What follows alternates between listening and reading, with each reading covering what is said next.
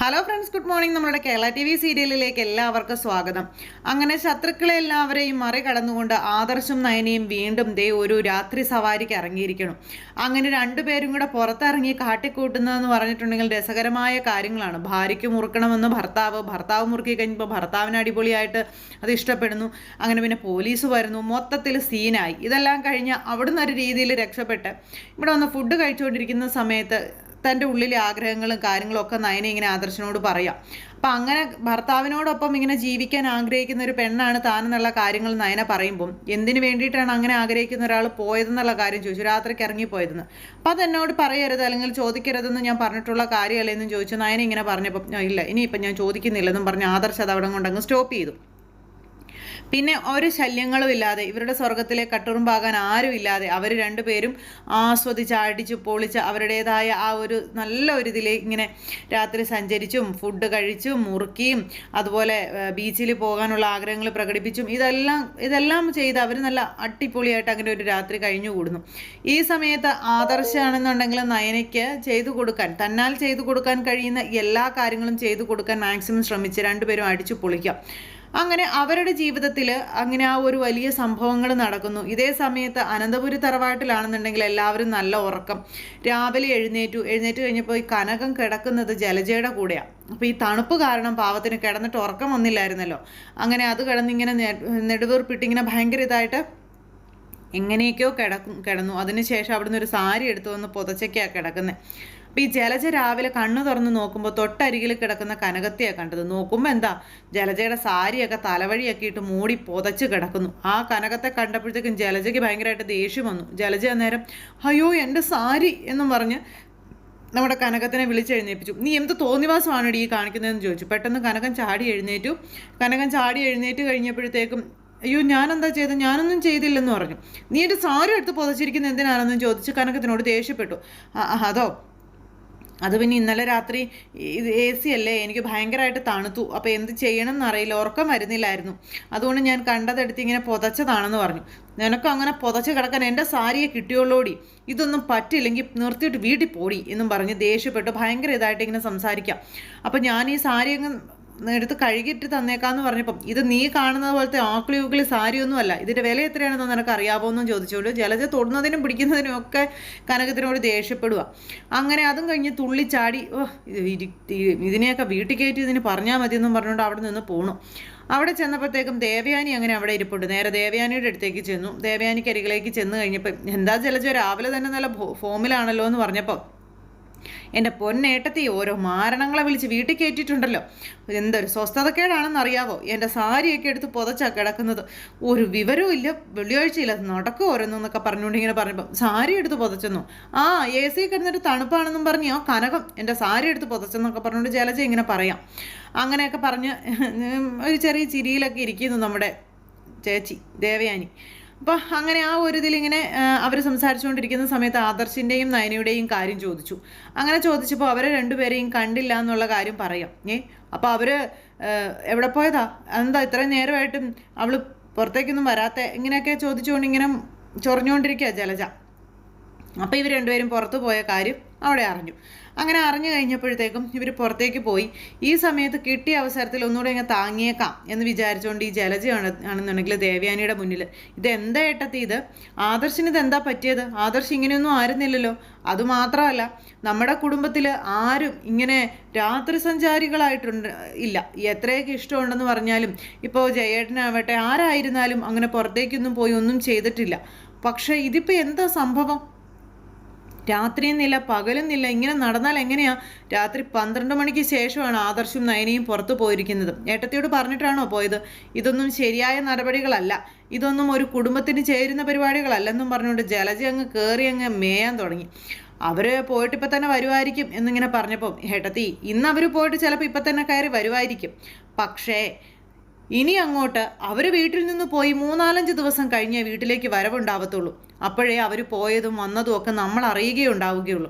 ഇതെല്ലാം ഏട്ടത്തിയുടെ കൈകളിൽ നിന്ന് പോയ കേസുകെട്ടാണ്. ഇനി ഒരിക്കലും ഏട്ടത്തിയുടെ മകനെ പഴയതുപോലെ പൂർണ്ണമായും ഏട്ടത്തിക്ക് സ്വന്തമായി കിട്ടില്ല എന്നുള്ള കാര്യം ഉറപ്പാണ് തുടങ്ങിയ രീതിയിലുള്ള കാര്യങ്ങളൊക്കെ ഇങ്ങനെ പറഞ്ഞു. അപ്പോൾ അതൊക്കെ കേട്ട് കഴിഞ്ഞപ്പോഴത്തേക്കും ഭയങ്കരമായിട്ട് ഇങ്ങനെ എന്താ പറയുന്നത്, ഭയങ്കര കലിപ്പിൽ ഇങ്ങനെ ഇരിക്കുകയാണ് നമ്മുടെ ദേവയാനി. ദേവയാനിയുടെ കയ്യിൽ നിന്ന് പോയി. കാരണം ദേവയാനിക്ക് തൻ്റെ മകനെ നഷ്ടപ്പെടുമെന്ന് ഈ ജലജ നാഴിക്ക് 40 വട്ടം പറഞ്ഞു കൊടുക്കുമല്ലേ. അപ്പോൾ അത് കേൾക്കുമ്പോൾ ദേവയാനിക്ക് ഭയങ്കര ദേഷ്യം.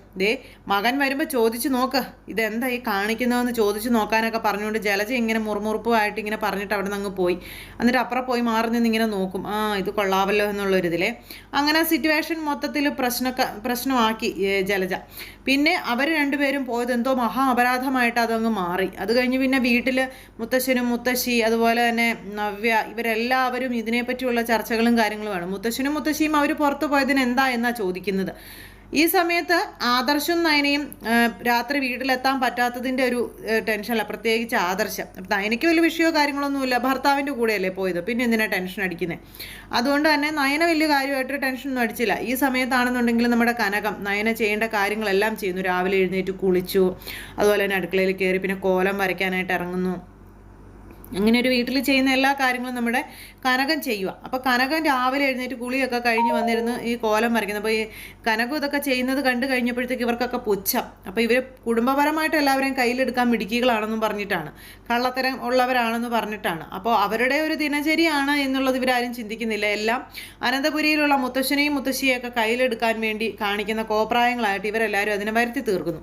കനകം അതെല്ലാം രാവിലെ എഴുന്നേറ്റ് കോലമൊക്കെ വരച്ച് ഇങ്ങനെ ഇതായിട്ടിരിക്കുന്ന സമയത്താണ് നമ്മുടെ ആദർശും നയനയും കൂടെ ആടി തൂങ്ങി വീട്ടിലേക്ക് കയറി വരുന്നത്.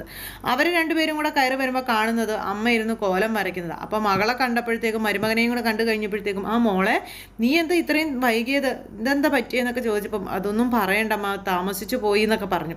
ഇവിടെ എല്ലാവരും എല്ലാവരും എഴുന്നേറ്റില്ല എങ്ങനെയൊക്കെ ഇങ്ങനെ ചോദിച്ചു. അത് കഴിഞ്ഞപ്പോൾ അമ്മയും ഇതൊക്കെ വരയ്ക്കുമോ എന്ന് ആദർശ് ചോദിക്കാം. അമ്മയും വരയ്ക്കും, അമ്മയിൽ നിന്നല്ലേ ആദർശേട്ടാ ഞാനിതൊക്കെ പഠിച്ചതെന്നൊക്കെ ചോദിച്ചു. ഞങ്ങളുടെ കുടുംബത്തിൽ എല്ലാവരും ഇങ്ങനെ എന്നും രാവിലെ എഴുന്നേറ്റ് കോലമിടുന്ന ആ ഒരു പതിവുണ്ടെന്നൊക്കെ ഇങ്ങനെ പറഞ്ഞു.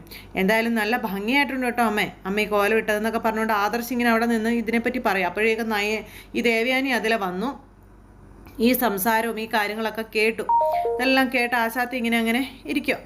ഈ സമയത്താണെന്നുണ്ടെങ്കിൽ നമ്മുടെ ആദർശാണെങ്കിൽ കനകത്തിനെ പൊക്കി പറഞ്ഞുകൊണ്ടിരിക്കുക, അമ്മ ഇതൊക്കെ ചെയ്തതിൻ്റെ ആ ഒരു ഇത് നല്ലതാണ്, ഇതാണെന്നൊക്കെ പറഞ്ഞു.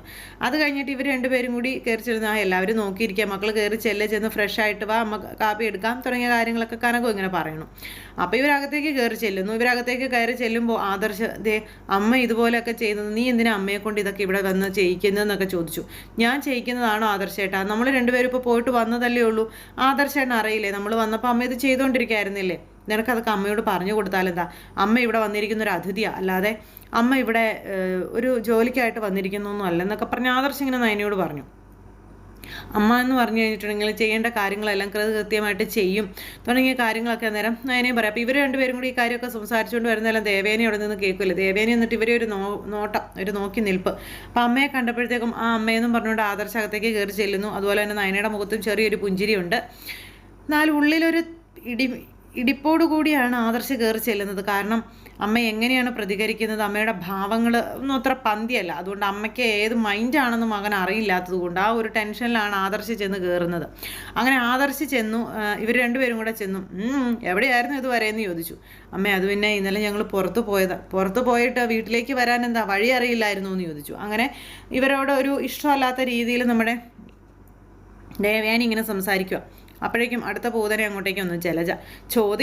ചോദിക്കാനും പറയാനും ഒന്നുമില്ലാതെ കുടുംബത്തിലെ ചെറുക്കനെ വിളിച്ച് അവൾ രാത്രി മുഴുവൻ കറക്കമാണെന്നൊക്കെ പറഞ്ഞ് അങ്ങനെ ജലജ വലിയ ആൾ കളിച്ചപ്പോഴത്തേക്ക് നമ്മുടെ നയന പറഞ്ഞു, രാത്രി ചെറുക്കനെ വിളിച്ചിറക്കി ഞാൻ കറങ്ങിയെന്നു, ഞാൻ എൻ്റെ ഭർത്താവിൻ്റെ കൂടെയല്ലേ അപ്പച്ചി പോയത്, പിന്നെ എന്തിനാ അപ്പച്ചി ഇങ്ങനെ സംസാരിക്കുന്നു എന്ന് ചോദിച്ചു.